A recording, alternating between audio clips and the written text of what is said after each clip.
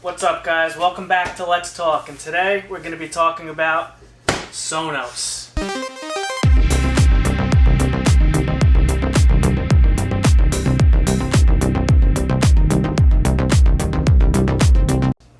So Matt, you just upgraded your sound system to the entire, Sonos brand. Instead, you used to have a Samsung Q90R. Yep, I joined the Sonos ecosystem. Like you said, we both have the Samsung Q90R soundbar with the two rear Atmos speakers and the wireless subwoofer. So I have the Q90R myself. I haven't upgraded yet. So what can you tell me is the big difference between this system and the Samsung system that we used to have? So the Samsung system was a 7.1 that supported Dolby Atmos, DTS, DTSX, and it sounded amazing. When I first got it, I called him up and I said, John, you have to check out this soundbar. It sounds incredible. I can't believe the sound I was getting out of a soundbar.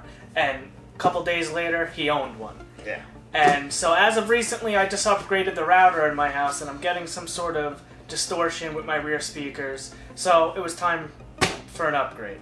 So we went with the Sonos. And I thought might have been a downgrade because this states on their website and their stats that this is a 5.1 system. And I was a little worried that I was downgrading, and boy was I wrong. No, I mean, from what I heard, Matt called me up, he said, you gotta get it. He said, Samsung who? His exact words, and he calls me up, and I'm like, what do you mean? Like, is it that good?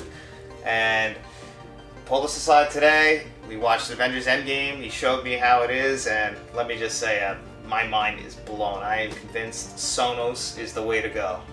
Now, I mean, I'm sure you can get a better sounding home theater if you did the typical receiver and hardwire everything, but as far as soundbars go, I believe Sonos is probably the top dog at the moment. And the best thing about Sonos is it is expensive, don't get me wrong. However, you can buy the soundbar by itself, which sounds awesome, and then you can add your subwoofer, and then you can add your rears. Now, they also have a smaller version of the rears, the SL1s. These are the 5s. And, I mean, some people said this was overkill, but I think it sounds absolutely incredible. And I could agree with that after hearing them. Like, the one big complaint I had with the old soundbar that you have that I still have is the rears never got to the level that I ever wanted them to get to. Yeah, they were very quiet. Even if you went in the Samsung SmartThings app, you turned them up all the way, you would just hear them. I mean, they have the upward firing Atmos speaker and all that, but if they're not going to make any noise, what's the point?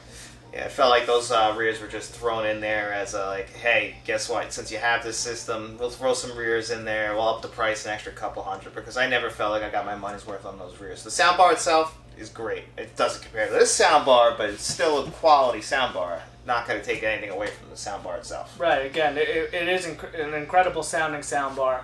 However, there's no match to the Sonos, in my opinion. And as you brought up the SmartThings app, Sonos has their own app, which I believe works a lot better than Samsung's SmartThings app. Sonos App is Incredible. All you gotta do, you open up the app, and it recognizes your device the second you plug it in. You tap your phone to it, boom, you're connected.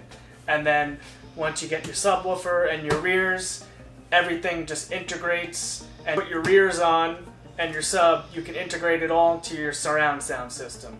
And now you can also put Sonos speakers anywhere else in your home, and you can zone them out on your Sonos app. So you can play different music down in your home theater or media room. Once you hook up all your surround sound speakers, that would be in your home theater. And then if you have other Sonos products anywhere else in your home or on your property, because they do have outdoor speakers. Yeah, so as far as the system goes, I assume now if you wanted to, you could just buy the actual Sonos soundbar, which is this is the ARC, right? Yep, this is the Sonos ARC. I believe it just went up in price. I think it's $8.99 right now, so it is steep for a soundbar. The subwoofer is $7.49, and then these are the 5s, which are $5.25 each. So it's gonna run you, but if say you just want to go out, you just buy the soundbar. I can confirm that the soundbar itself it puts out quite a bit of bass even without the woofer, which is incredible for a soundbar. And the subwoofer is night and day compared to that Samsung subwoofer that we had, and the amount of it shakes my entire house. Yeah. It's incredible. You start with this, and then you ask your significant other for a Christmas present. You're like, I want the woofer, I want the rears, and that's a great gift, and you just build on it. Right. So, and again, you can add 2 subwoofers to your Sonos home theater system. With the 2, that is the ultimate setup. I think this is the absolute best soundbar you can get for the money at the moment. There is no remote to this, so you're going to do everything through your app on your phone in the Sonos app. So most people have their phones on them at all times, so I guess it's not the end of the world. What really bothered me was that it had to run through Wi-Fi network. That's what scared me the most, I think. But I've been running it through my wireless for about a week now, and I haven't had a single issue.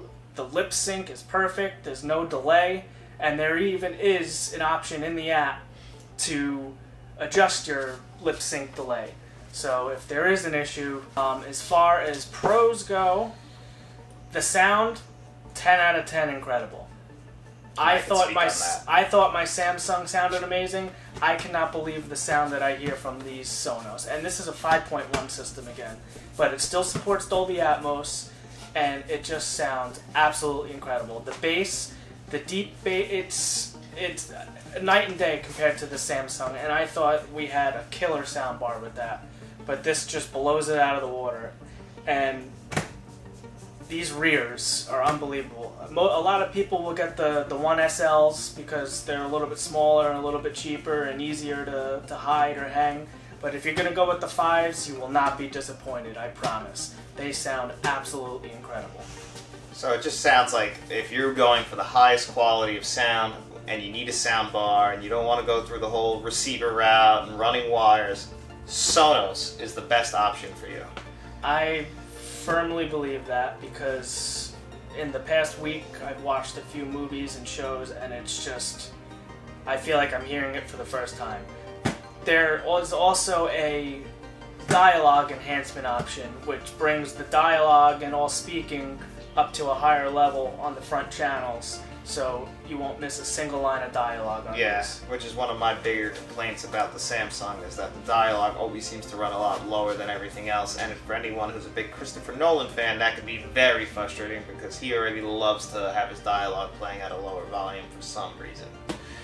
So, in closing, Matt, give us your final number. I would probably have to go 9 out of 10 just because the price is a little high, because in that $3,000 range, pretty much where you're at with this setup, you could buy a pretty nice Denon or Marantz receiver and a decent set of tower speakers and maybe a center and some rears.